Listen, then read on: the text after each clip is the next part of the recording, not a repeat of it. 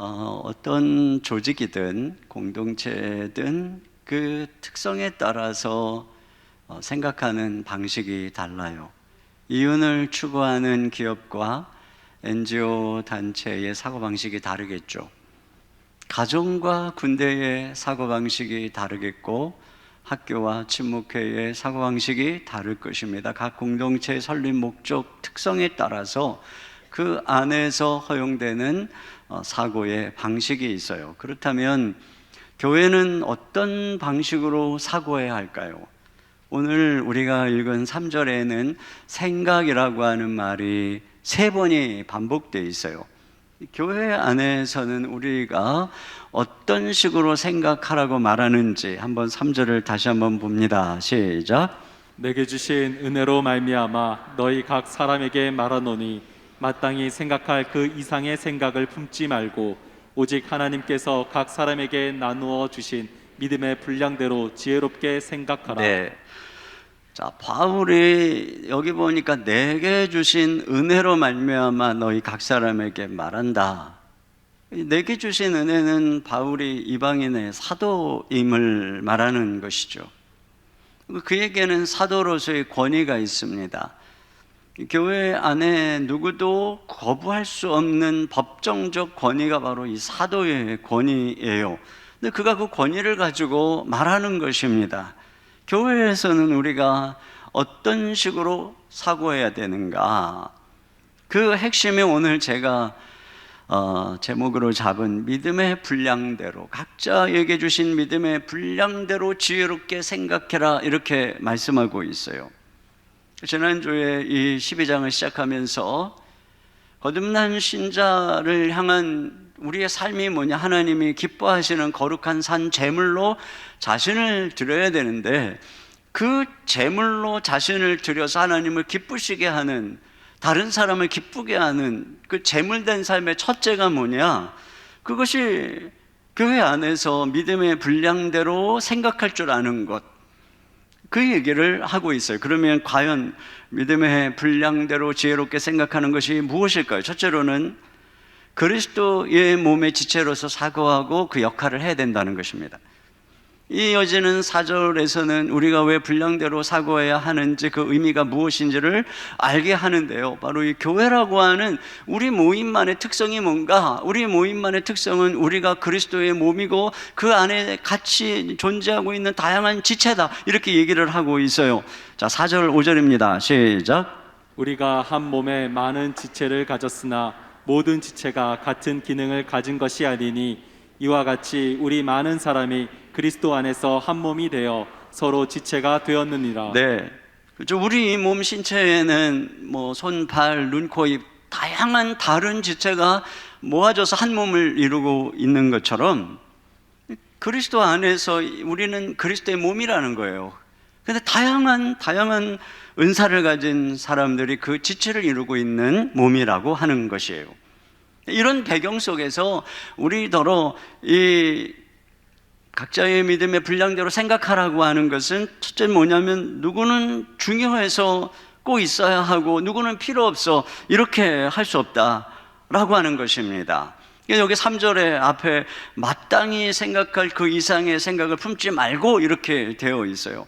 공동 번역에서는 자기를 과대평가하지 말고라고 번역을 했습니다. 그러니까 자기를 너무 중요한, 다른 사람보다 내가 특별히 중요한, 나는 절대 없어서는 안 될 그런 존재로 생각하지 말라는 것입니다. 여러분, 교회에서는 예수님 아니면 안 될 그런 존재는 아무도 없어요.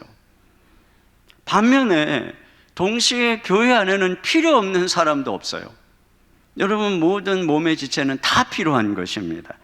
직장에서는 탁월한 한 사람이 100명의 몫을 할 만큼 중요한 경우들이 있어요. 그러나 여러분, 몸 안에서는 어떤 한 지체가 다른 지체의 역할을 대신할 수가 없습니다. 손이 코의 역할을 대신할 수가 없습니다. 심장이 굉장히 중요하죠. 근데 심장이 중요하다고 해서 심장이 간의 역할을 대신할 수는 없어요.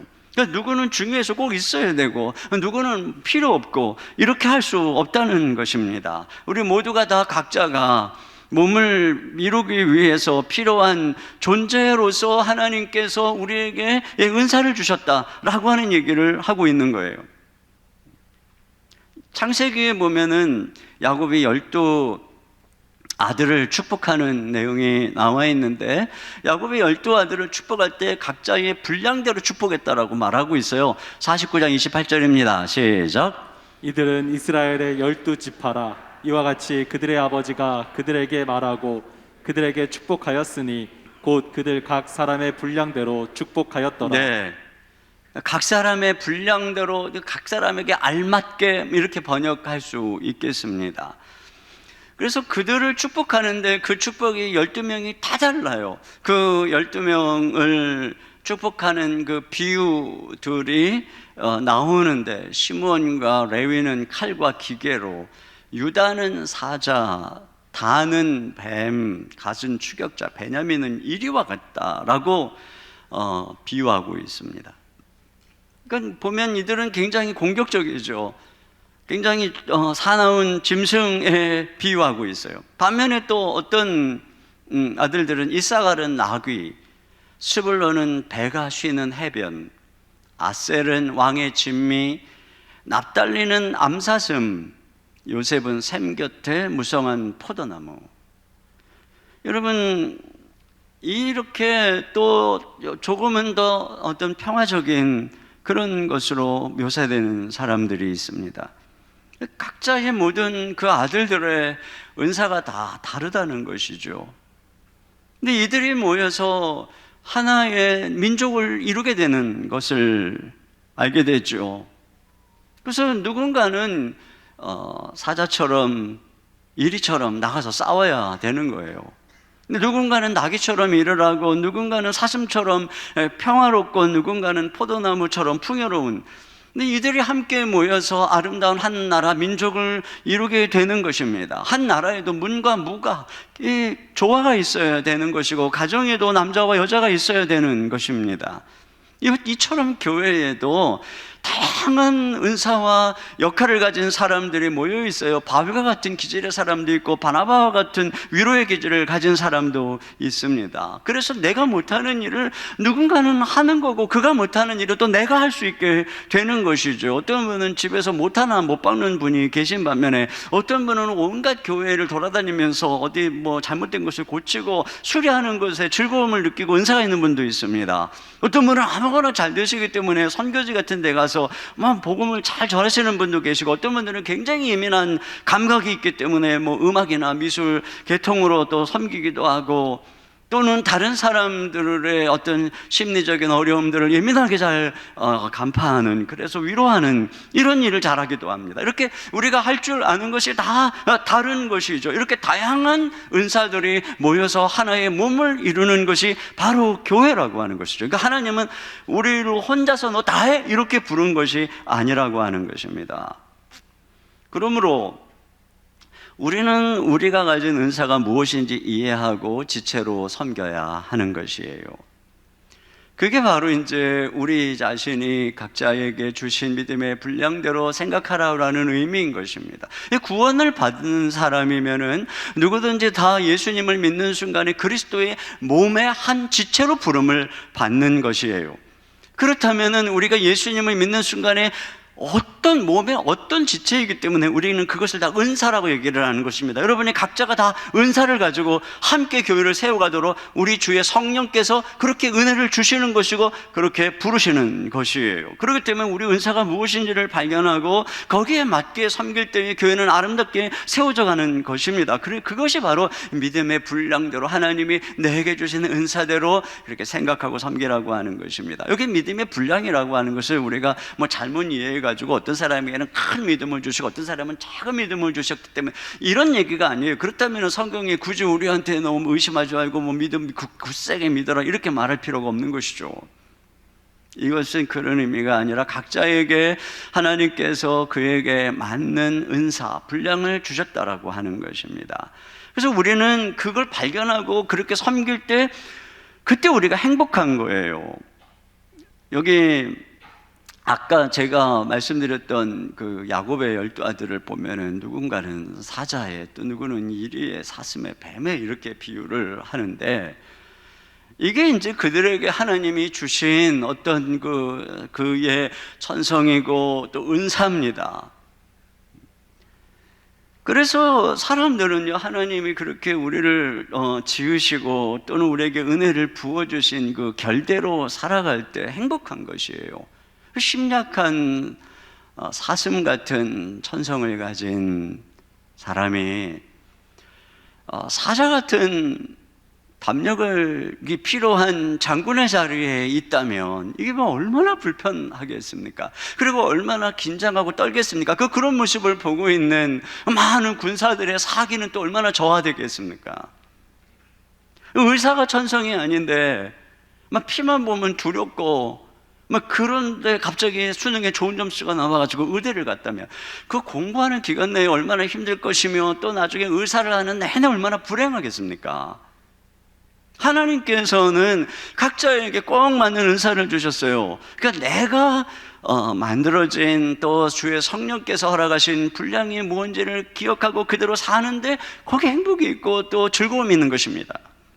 또 우리가 이렇게 각자의 믿음의 분량대로 생각하며 섬길 때 이 교회가 그리스도로 더 충만해지게 되는 것이죠. 여러분, 우리 교회가 충만하기 위해서 물론 제가 충만하게 말씀을 잘 성실하게 준비해서 전할 때 물론 제가 그런 도구가 될 수 있겠죠. 그러나 여러분, 저만 잘해가지고 이 교회가 충만하기는 어렵습니다. 여기에서 섬기시는 모든 한 분 한 분이 자신의 은사로 머리이신 그리스도로 말미암아 그분으로부터 이 은혜의 통로가 될 때에 그 분량들을 통해서 이 교회 공동체는 정말 아름다운 공동체로 변화되어져 가는 것이죠. 우리 교회의 이전에 협동 목사로 몇 년 동안 섬기신 우리 TGC 코리아 대표인 박태양 목사님이 저희 교회에 몇 년 동안 예배를 드리면서 받은 느낌을 이렇게 말씀을 하셨어요. 요즘에 이제 월드컵 축구를 하고 있는데 축구팀을 보면은 어떤 축구팀 나라에는 특별한 스타 플레이어가 있다는 것입니다. 아르헨티나에는 메시가 있고 브라질에는 네이마르가 있는 것처럼, 그런데 어떤 나라는 특별히 누구라고 하는 스타 플레이어가 생각이 나지 않는데 굉장히 강한 팀이 있다는 거예요. 예를 들면 이제 독일을 얘기했어요. 이번에는 독일이 16강전도 못 가고 떨어졌지만 독일이 막 우승도 하고 그러잖아요. 그런데 생각하면은 특별한 사람이 떠오르지 않는데 전체적으로 굉장히 강력한 팀을 유지하고 있는데, 자기가 볼 때 더 잘하기에는 그와 같다 이런 얘기를 하더라고요. 그러니까 제가 특별한 스타 플레이어가 아니다, 이제 그런 생각을 내포를 하고 있는 건 사실인데, 저는 그 얘기가 굉장히 고마웠어요. 굉장히 격려가 되었습니다. 그러니까 그분이 한 얘기가 그거예요. 그러니까 우리 교회가 서로 믿음 안에서 성숙했을 때 드려지는 이 예배가 얼마나 충만한 것인지 자기가 그것을 자기가 꿈꾸던 예배를 여기서 발견했다, 이런 말씀을 하셨어요. 여러분, 우리가 그냥 와서 드리는 예배 같지만 이 예배가 하나님 앞에 드려지기 위해서 물론 저는 열심으로 말씀을 준비하고 제가 말씀을 준비하기 위해서 여러분들이 기도하고 있고, 지금 이 시간에도 저 중보기도실에서 이 예배를 위해서 기도하고 있어요. 여러분들이 예배를 드리기 위해서 여러 가지 자막이니 영상이니 또 우리 찬양대에서 하나님께 찬양 올려드리고 이걸 준비하느라고 애를 쓰고 또 안내하고 주차하고 이런 모든 것 속에서 지금 우리가 예배를 드릴 뿐 아니라 여기 와 계신 한 분 한 분이 이 시간에 예배자로 서기 위해서 여러분들 중에는 지금은 우리가 잠깐 방학 중이지만 다락방을 통해서 일주일 내내 서로 말씀 안에서 훈련받고 또 제자훈련, 성장반, 또 여러 가지 훈련 속 또 봉사 이런 것을 통해서 주일학교도 마찬가지고요. 이렇게 우리들이 함께 주님을 바라보는 이 성숙한 모습이 예배 가운데 그대로 반영이 되는 것이죠. 여러분이 만큼 성숙하기 때문에 저도 말씀을 더 깊이 있게 드러낼 수 있는 것이고, 그러니까 예배라고 하는 것이 이와 같이 어떤 한 사람이 잘해서가 아니라는 것입니다. 단지 예배뿐이 아니라 우리의 모든 이 공동체 가운데 그런 서로서로의 은사를 통해서 그리스도의 영광에 충만하게 임하게 된다라고 하는 것이죠. 그러기 때문에 우리는 우리의 은사를 발견하고 거기에 맞게 섬겨야 되는 것이에요. 이것이 바로 우리 각자에게 주신 믿음의 분량을 따라 지혜롭게 생각하라고 하는 말씀의 의미인 것입니다. 그래서 이 뒤에 보면은 6절 이하에 자, 이 은사를 따라서 각자가 섬겨야 될 것에 대해서 이게 바로 이 믿음의 분량대로 생각하는 거죠. 그 분량 안에서, 그 은사 안에서 내가 교회를 섬겨야 된다라고 하는 것입니다. 6절, 7절 같이 보겠습니다. 시작. 우리에게 주신 은혜대로 받은 은사가 각각 다르니 혹 예언이면 믿음의 분수대로, 혹 섬기는 일이면 섬기는 일로, 혹 가르치는 자면 가르치는 일로, 혹 위로하는 자면 위로하는 일로, 구제하는 자는 성실함으로, 다스리는 자는 부지런함으로, 긍휼을 베푸는 자는 즐거움으로 할 것이니라. 네, 여기 보니 여러 은사가 나와요. 그죠? 예언하는 은사, 또 섬기는 은사, 가르치는 은사, 위로하는 은사, 구제하는 은사, 다스리는 은사, 긍휼에 베푸는 은사. 이런 은사, 그러니까 자기가 어떤 은사를 받았는지 근데 그걸 섬기라고 하는 것입니다. 그 은사를 따라서 섬기라고 말하고 있는 거예요. 그러니까 나는 과연 어떤 은사를 가지고 있을까? 여러분이 한번 스스로 늘 생각해야 됩니다. 그리고 그 은사를 따라서 섬길 때 거기에 기쁨이 있는 것이에요. 은사는 주로 은사는 어떤 특징을 갖고 있냐면 첫째로 내가 좋아하는, 그러니까 내가 그거 하면 내가 하는 기쁨이 있는, 또 내가 그것을 좋아서 잘하는, 내가 좋아하지만 잘하는, 내가 막 가르치는 것을 좋아하는데 내가 가르치기만 하면 애들이 다 존다. 그러면 그 분은 은사가 없는 거죠. 가끔 대학교 교수님들 중에 그런 분들이 많이 있어요. 그래서 모든 사람을 괴롭게 하는 게 자기가 아는 걸 잘 설명을 못하는, 그분은 공부의 은사는 있는지 모르겠지만 가르치는 은사가 있는 건 분명히 아닌 것입니다. 내가 좋아하고 상대방도 좋아하는 열매가 있는 그런 부분들을 우리가 공동체 안에서 확인하게 되는 것이죠. 그렇게 해서 그 은사로 섬길 때 많은 사람이 유익을 얻고 또 주의 공동체가 유익을 얻게 되는 것인데요. 그런 면에서 내가 어떤 은사를 가졌는지, 특별히 오늘 이 로마서가 소개하는 이 은사들 중에는 나는 어느 쪽에 가까운지 한번 생각해 보세요. 다락방 식구들과 식당을 갔어요. 근데 갑자기 종업원이 물컵에다가 물 음료를 가지고 들어오다가 미끈해가지고 와장창 식탁에 다 물이 쏟아지고 컵들이 깨졌습니다. 바닥에까지. 자, 그때 갑자기 이제 이렇게 다락방 식구들 은사가 나타나는 거예요. 한 분이 내가 그럴 줄 알았어. 아까부터 서두르더라. 이게 무슨 은사일까요? 예언의 은사인 것입니다. 예언의 은사.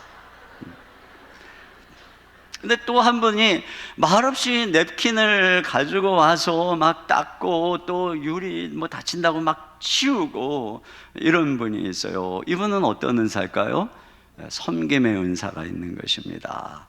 근데 또 한 분은 아가씨 쟁반을 들고 올 때는 그렇게 들면 안 돼, 이렇게 들어야 안 깨지지, 이렇게 가르치는 분이 있어요. 그분은 어떤 은사죠? 가르치는 은사가 있는 것입니다. 근데 또 한 분은 아가씨 놀랬죠, 하다 보면 실수할 수도 있는 거예요, 우리 괜찮아요, 안심해요. 이분은 무슨 은사입니까? 위로의 은사가 있는 거예요. 또 한 분이 이 컵 깨진 거 우리가 계산할게요, 아가씨 걱정하지 마라. 이분은 무슨 은사죠? 구제의 은사가 있는 것입니다. 근데 또 한 분이 집사님 가서 얼른 걸레 좀 갖고 오고, 집사님 의자 좀 저 뒤로 치워서 자 여기 바닥 좀 우리 쓸 수 있도록 하고, 아가씨 우리 식탁보 다시 좀 갈아주고 막 이렇게 지휘하는 분이 있어요. 이분은 무슨 은사일까요? 다스리는 은사가 있는 것입니다. 네, 아이고 아가씨 어디 안 다쳤어요? 하루 종일 일하다 보니 많이 지쳤죠. 젊은 사람이 얼마나 힘들까. 우리 딸 생각이 나네. 이 사람은 무슨 은사예요? 긍휼의 은사가 있는 것입니다. 여러분이 이런 상황이 생기면 난 어떻게 할 것 같아요? 예언의 은사요?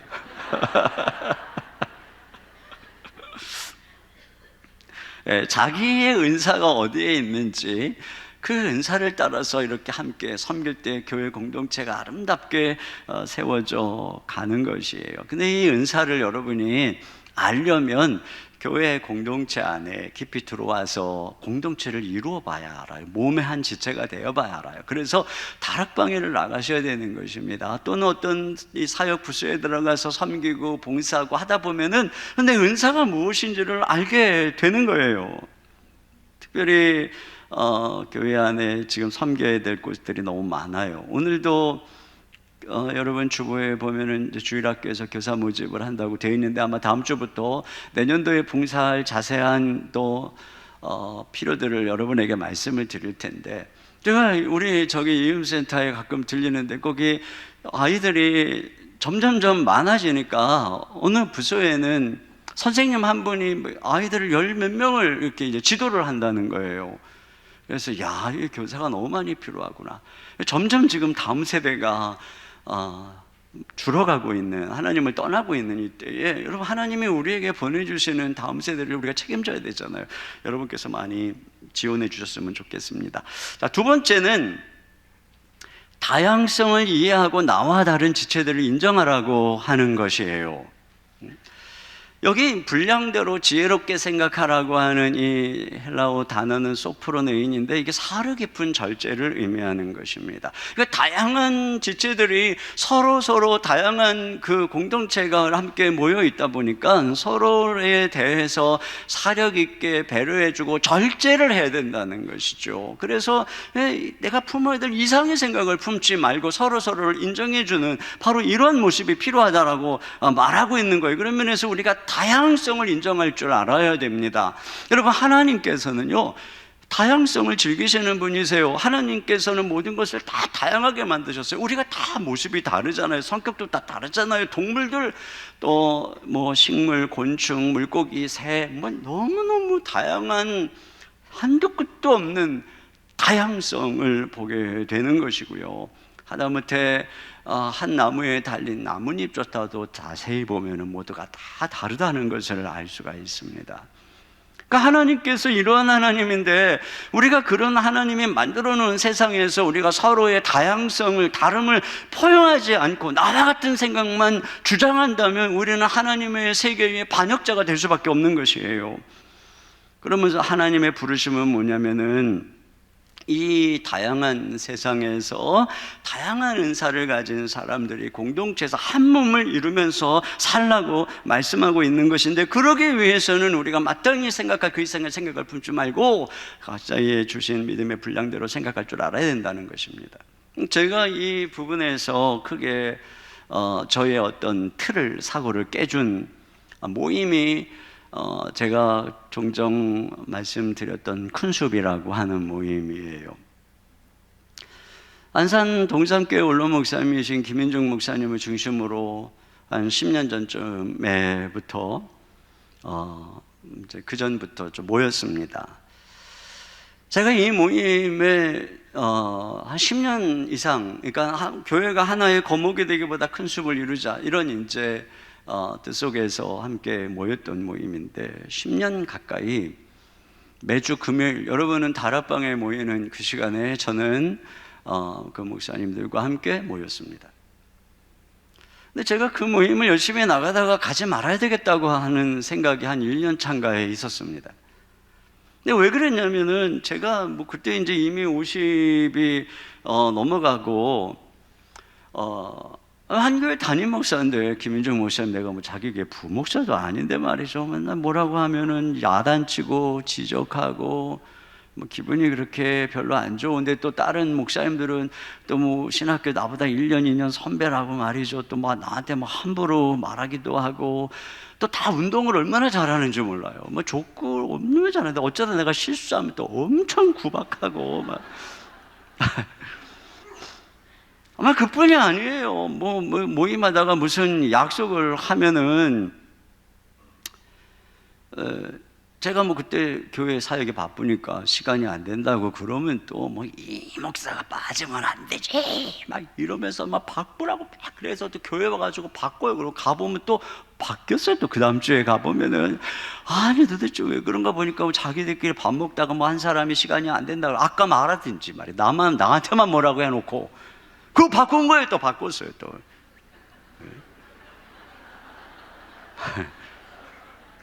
그뿐이 아니에요. 그뿐이. 오늘 다 잃어버려야 되겠네 제가. 어떨 때는 모임하다가 좀 먼저 가야 되면은 저는 얘기하거든요. 제가 시간이 있어서 먼저 가야 되겠습니다. 그러면 또 더 있다가 가라고 그러고 또 여기 모임을 소홀히 여기는 거냐, 우리가 덜 중요하냐, 막 이러고. 근데 또 어떨 때 이렇게 기도하고 눈 떠보면 어떤 사람이 없어. 어디 갔지? 화장실 가나? 간 거야. 야, 이 동네가 도대체 분위기가 이게 왜 이런가? 그래서 제가 안 되겠다. 이렇게 신의가 없는 이 사람들하고 내가 계속 있을 게 아니다. 그래가지고 제가 그 해 연말이었어요. 내년부터 나가지 말아야 되겠다. 이렇게 이제 마음에 거의 결심을 굳혔는데, 그날 제가 이제 말씀을 묵상하는 중에 그 말씀이 빌립보서 2장 1절 이하에 있는 말씀이에요. 그리스도의 너희 안에 이 마음을 품으라고 그리스도 예수의 마음이니. 그러면서 예수님이 자기를 낮추시고 죽기까지 복종했다. 그 복종이라고 하는 그 단어가 마음에 딱 와닿는데, 주님께서 그날 아침에 저에게 이렇게 말씀하시는 거예요. 이 목사, 복종을 배워라. 너 어디 가서 야단 맞고 어디 가서 구박받겠냐? 너 담임 목사로 네 뜻대로 다 하던 그 자리에만 있었지. 거기 가서 복종을 배워라. 네 뜻에 안 맞아도 복종하는 법을 배워라. 그때 주님께서 저에게 너무 강력하게 말씀을 주셨어요. 그날 아침에. 깨달음이죠, 마음속에서.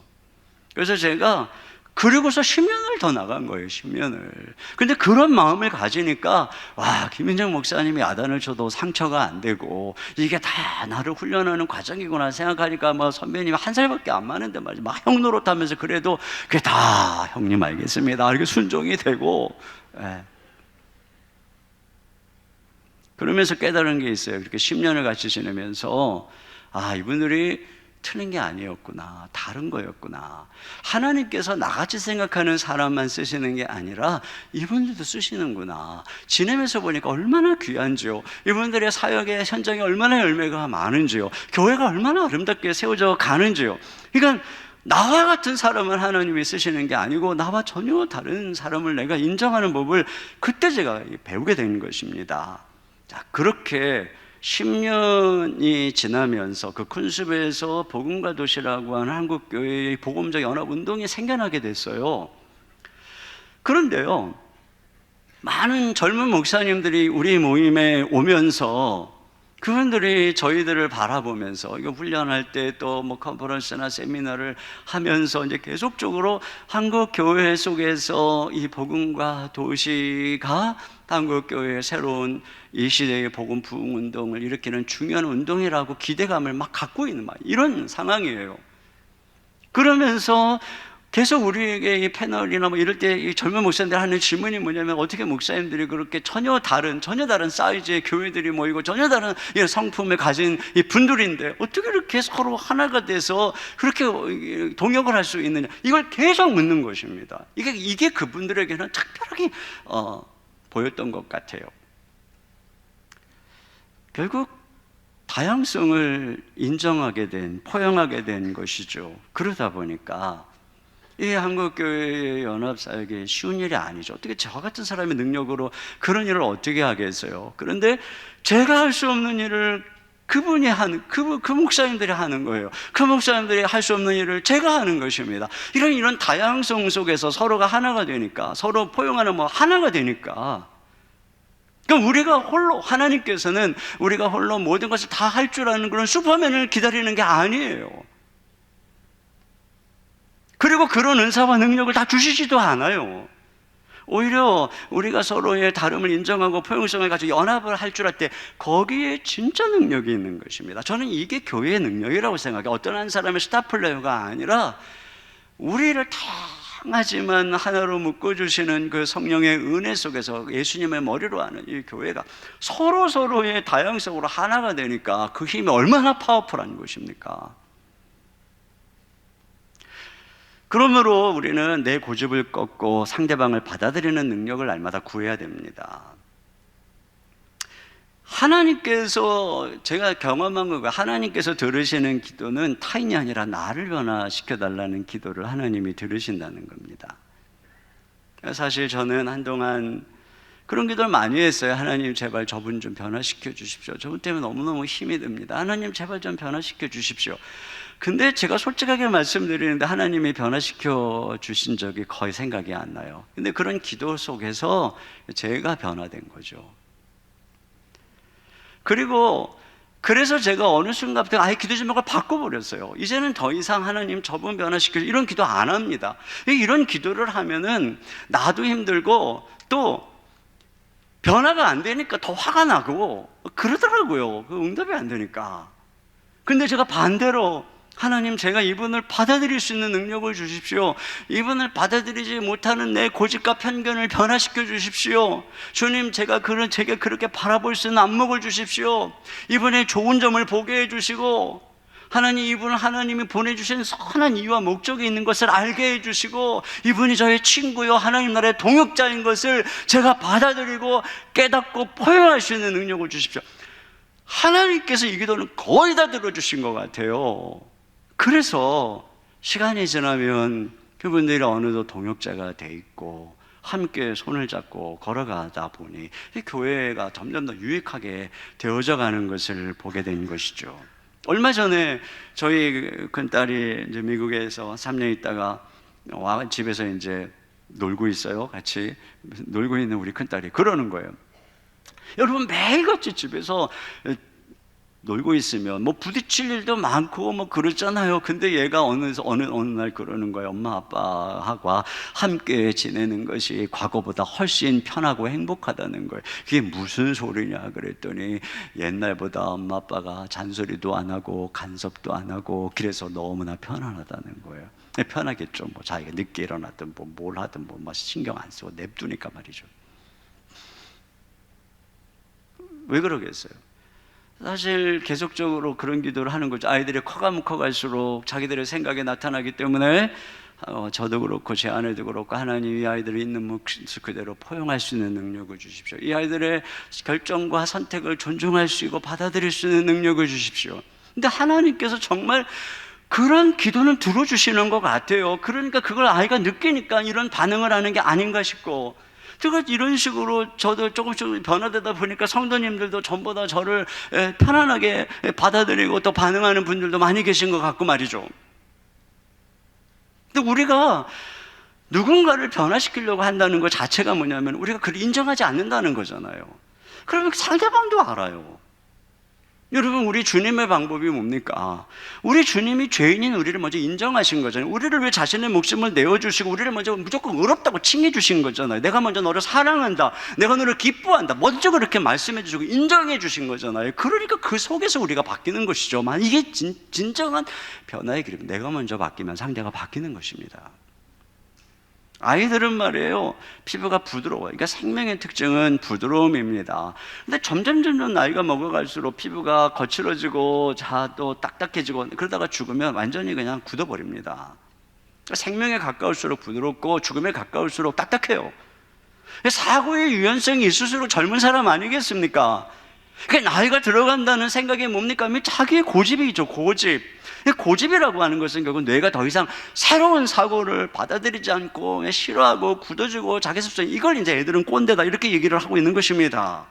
여러분 우리가 직장을 퇴사를 하면은 많은 분들이 금방 늙는다고 그러죠. 이거 왜 그러냐면은 더 이상 새로운 사고, 더 이상 배우지 않기 때문에. 그렇기 때문에 이 뇌가 늙으면 몸이 늙는다고 그럽니다. 영적으로도 마찬가지예요. 주님의 생명에 가까운 사람들일수록 생각이 유연한 것입니다. 자기 고집을 부리지 않고 다른 사람들의 말을, 때때로는 젊은 사람들의 말을 들을 줄 아는 것이죠. 주님에게서 멀어진 사람들일수록 고집이 센 것입니다. 세 번째로는 하나님의 은혜의 주권을 인정할 줄 알아야 됩니다. 여기 반복되는 단어가 3절에 보면 은혜로 말미암아 내게 주신 은혜라고 그러죠. 내게 주신 은혜로 말미암아. 또 하반절에는 하나님이 각 사람에게 나눠주신 믿음의 분량이라고 그랬잖아요.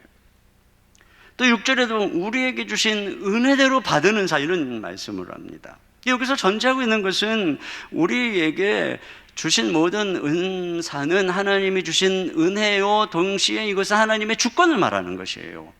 여러분, 우리가 어떤 그걸 얻으려고 내가 남다른 투자를 한 것도 아니고 공로가 있는 것도 아니고, 하나님께서 그냥 자격이 없는 자에게 그냥 그런 은사와 은혜를 주신 것입니다. 그러니까 거기에 내 공로가 있는 것도 아니고 내가 그걸 잘하는 것 때문에 나를 자랑할 것도 아닌 것이죠. 그게 주님의 은혜니까 말이죠. 동시에 이건 하나님의 주권인 것입니다. 주님이 당신의 뜻대로 각 사람에게, 예수님을 믿는 각 사람이 그 공동체 안에서 한 몸을 이루도록 꼭 필요한 은사들을 다 주권적으로 나누어 주신 거예요. 그러면 여러분, 우리는 우리에게 하나님이 주신 은사를 감사해야 되는 것이에요. 하나님께서 당신의 주권대로 우리에게 은사를 주신다는 것은 우리에게 꼭 필요한, 가장 알맞는 은사를 우리에게 주신 거예요. 그리고 우리는 그것을 통해서 주님께 영광 올려드리도록 부름받은 것입니다. 저는 가끔 목회를 하면서 상처를 받고 힘이 들 때는 사자처럼 정말 담대한 담력을 가진 그런 존재가 되기를 그렇게 바라고, 또 그런 사람들을 부러워하고 그런 때가 있습니다. 그러나 가만히 생각해 보면 참 저의 어떤 그 세심한 마음, 부드러운 그런 어떤 감성, 근데 이런 것들이 오히려 제가 주님의 성령의 임재하심에 민감하기도 하고, 성도들의 상태에 대해서 민감하게 또 알아채고 때때로는 권면도 하기도 하고, 근데 이런 것들이 하나님께서 저를 쓰시는 은혜의 통로구나, 이런 생각을 하게 되는 것이죠. 그렇기 때문에 그런 나에게 주신 이런 걸 그냥 받아들이는 거예요. 이것이 하나님께서 나에게 주신 가장 나를 사용하시는 은혜다. 내가 굳이 사자와 같이 데려갈 필요가 없다. 그러면서 힘이 나고 힘이 들고 겁이 날 때는 엎드려서 주님을 의지하면 주님의 능력으로 저의 마음을 위로해 주시고 평강을 주시고, 또 때때로는 좋은 동역자들을 붙여주셔서 격려해 주시고 또 함께 하게 되는 것을 경험하게 됩니다. 우리가 다른 사람이 될 필요가 없어요. 어떤 사람이 훌륭하고 되게 멋지다고 하나님께서 우리를 그런 사람 되라고 우리를 부른 것도 아닙니다. 우리는 우리가 되면 되는 것이에요. 그렇게 쓰임받으면 되는 것이고, 그렇게 그 은혜를 인정하고 감사하고 쓰임받을 때 거기서 하나님이 놀라운 일을 이루는 것입니다. 또 더 나아가서는 다른 사람에게 주신 은혜를 존중해야 됩니다. 내게 주신 은혜가 주신 것이 은혜라면 다른 사람에게 주신 것도 은혜란 말이에요. 나에게 주신 것, 또 우리 교회에 주신 것은 하나님의 은혜고 하나님의 주권적인 섭리라고 하고, 그 다른 사람이 쓰임받는 것, 다른 교회가 부흥하는 것은 인간적인 방법이 있고 야망이 있고 또 어쩌고 저쩌고, 이러는 성향이 우리 가운데 있어요. 내가 하면 로맨스, 다른 사람이 하면은 뭐예요? 스캔들 그렇게 생각하는 경향이 얼마나 많은지 모르겠어요. 우리나라는 특별히 평등의 심리가 굉장히 크다고 그러죠. 송옥은 서울대 사학과 교수가 쓴 한국의 평등주의, 그 마음의 습관이라고 하는 책에서 우리나라 사람들의 유별난 평등 심리를 다루고 있는데, 사촌이 땅을 사면 배가 아픈 심성이 우리나라 사람들이 유별나게 강렬하다고 합니다. 미국 사람들은 부자를 부러워하는데 우리나라 사람들은 부자를 욕한다는 거예요.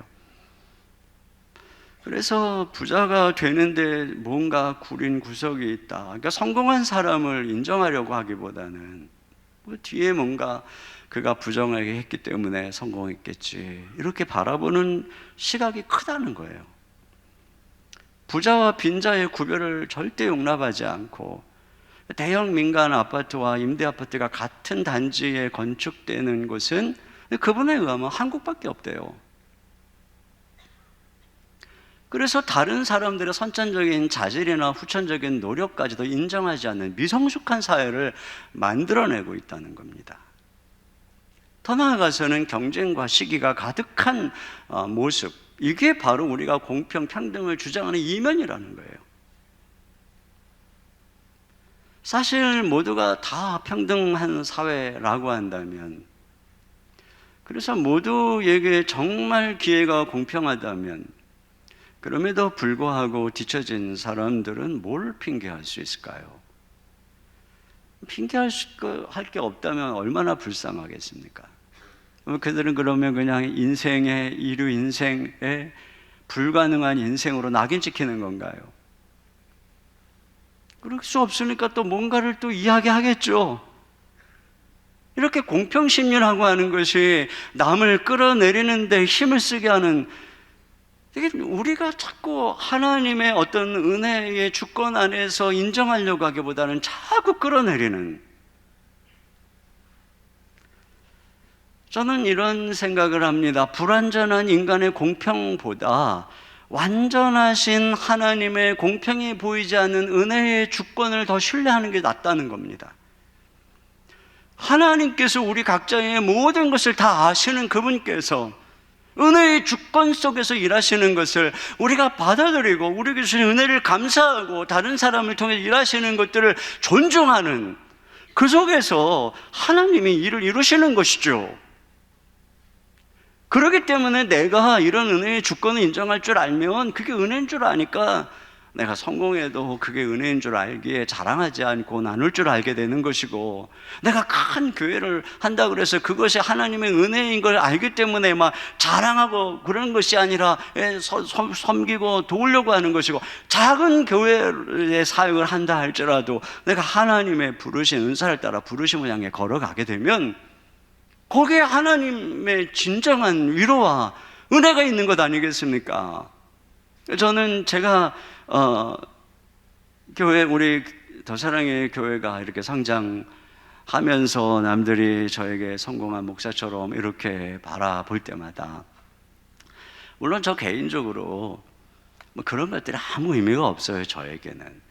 근데 저의 주변에는 제가 그때마다 바라보는 귀한 목사님들이 계세요. 그분 중에 한 분이 이번 주에 오실, 금요 심야기대에 오실 박영덕 목사님이세요. 이 목사님은 신대원 때부터, 뭐 저보다 연세는 많으시지만 함께 말씀 연구 운동을 같이 했던 분인데, 이 목사님이 학교 캠퍼스에 들어가서 신학생들 말씀 운동을 하시겠다고 좀 일찍 은퇴를 하셨습니다. 그분이 서초동에서 사역을 할 때 많은 젊은이들이 그 교회에 모였는데, 그 교회에서 서리 집사가 되려면 자격이 뭐냐면 이 성경을 20권 이상 연구한 성경 연구 노트를 제출해야 돼요. 그리고 전도를 해서 자기가 다니는 그 교회 5명 이상을 정착을 시킨 사람만이 서리 집사가 되는 거예요. 그러니까 목사님들도 그 교회 가면은 서리 집사 되기 어려운 그런 분위기입니다. 그 교회 장로가 되려면 66권 중에 40권 이상을, 성경 40권 이상을 PBS, 귀납적 성경 연구한 노트를 내야 돼요. 그리고 10명인지 수명인지 모르겠어요. 10명 이상을 전도해서 정착시킨 사람이 여기 있어야 돼요. 그래야 장로가 돼요. 그래서 그 교회는 장로가 한 명도 없어요.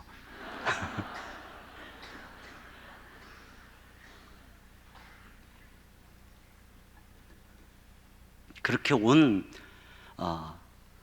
성도들이 정말 특공대처럼 훈련을 받고, 청년 대학부 수련회 한다 그러면 제주도 내려가서 한 달 동안 말씀으로 훈련을 시켜요. 목사님 일주일에 한 번씩 비행기 타고 와서 설교하고 다시 또 내려가서 한 달 동안. 그래야 이 시대를 이길 수 있다고 말이죠. 저는 그걸 보면 이게 작은 교회가 아니야. 근데 그 목사님이 일찍 은퇴를 하고 청신 신대원 옆에 방을 얻고 매주마다 가서 거기 있는 신대원생들하고 이 성경 연구, 귀납적 성경 연구 한다고 섬기고 있고, 더 나아가서는 최근에 한국 사회에 이 캠퍼스 젊은이들이 다 이 선교단체마다 세락하는 것을 보고 아예 선교단체를 하나 만들었어요. 65세가 넘으신 목사님이 내가 이 젊은이들을 확실하게 훈련시켜서 캠퍼스를 다시 한번 복음으로, 능력으로 부흥시키는 이 선교단체를 시작하겠다고 만들었어요. 저는 그런 목사님을 뵈면 고개가 숙여질 수밖에 없어요. 남들이 겉으로 보고서 뭐 박수를 치고 뭐 큰 교회 목사고, 이게 도대체 무슨 의미가 있는 것입니까? 하나님 앞에서 우리가. 결론입니다. 우리가 머리이신 그리스도께까지 자라야 돼요. 지금 제가 말씀드린 이런 사고방식은 일반적인 사회 속에서 있는 사람들은 받아들이기 어려울 수도 있어요. 그러나 교회는 일반 세상 사람들의 가르침이 아니라, 교회가 그리스도의 몸이라는 것은 머리가 예수님이라는 것입니다. 그리스도라는 것입니다. 우리의 몸의 모든 지체가 이 머리로부터 뇌로부터 다 지배를 받는 것처럼, 교회는 그러한 머리이신 그리스도의 지배를 받는 것입니다. 그 머리이신 그리스도의 생각이 하나님 말씀 아니겠습니까? 그러니까 하나님의 말씀에 의해서 우리가 계속 자라고 변화되고, 그러니까 그 머리까지 자랄 때 교회는 모든 지체가 한 몸이 되어서 그리스도의 몸으로서 이 세상 속에 나타나게 되는 것이에요. 그러기 위해서는 그러니까 훈련을 받고 말씀을 공부하고 말씀의 사람이 돼야죠. 왜 그 목사님이 그렇게 철저한 그런 기준들을 가지고 있겠습니까? 교회에 중직이 될수록, 중요한 일을 맡을수록 하나님의 말씀을 알아야 될 것 아니겠어요? 오늘 우리의 문제가 여기에 있어요. 교회 안에 들어와 있지만 또 이런저런 은사를 갖고 직분을 갖고 맡고 있지만, 이 하나님의 말씀의 원리보다는 기업의 원리를 가지고 오고, 세상의 사상을 가지고 오고, 어떤 뭐 장사하던 경험을 가지고 오고, 이게 세상을 머리로 하는 것입니다. 세상을 머리로. 여러분, 우리가 이 몸이 다 내 머리에 연결되어 있어야 되는데, 머리가 고장이 나거나 또는 뭔가 환각을 통해서 뭐 다른 생각을 한다거나, 뭐 누군가의 뭐 조종을 받아가지고 다른 사람의 머리에서 내가 지배를 받는다면 어떻게 되겠습니까? 오른손은 그 사람의 지배를 받고 왼손은 내 머리를 지배한다면 얘가 둘이 막 서로 맨날 싸울 거 아닙니까? 교회가 지금 그런 모습이에요. 머리이신 그리스도께 연결이 되지 않고, 몸은 교회에 있는데 머리는 전부 세상에 연결이 되어 있어요. 매일 말씀 보려면 안 보고 훈련받으려면 안 하면서 쉼없이 드라마를 보고, 쉼없이 검색을 하고, 인터넷을 보고, 기사를 읽고, 정치가의 이야기를 듣고, 머리가 다 거기에 가 있어요. 그러니 어떻게 교회가 몸살을 앓지 않을 수가 있겠습니까? 우리가 머리이신 그리스도께서 자라서 모든 지체들이, 다양한 지체들이 한 몸을 이룰 때, 교회는 정말 이 세상 속에 영광스러운 충만한 능력으로 나타나는 것이에요. 그런 은혜가 저와 여러분에게 함께 하시기를 주님의 이름으로 축원합니다. 우리 시간에 같이 찬양 드리겠습니다. 주 안에 우리 나나 모습은 달라도 예수님 한 분만 바라네. 사랑과 선행으로 서로를 격려해 따스함으로 보듬어 가리. 우리 시간에 같이 우리를 통해서 이루실 하나님의 일을 기대하면서 우리 같이 찬양하겠습니다.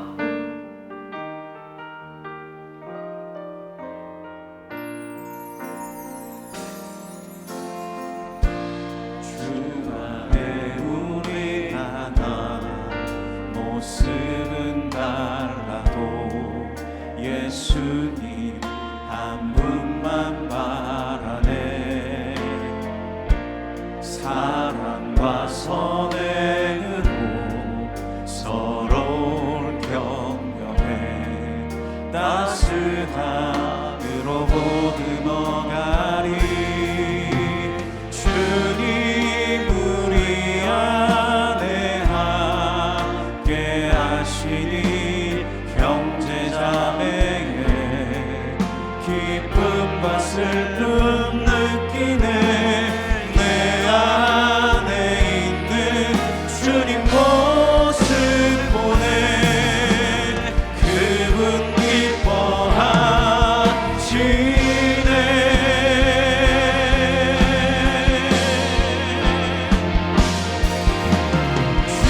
주님 우릴 통해 계획하시니 부족한 입술로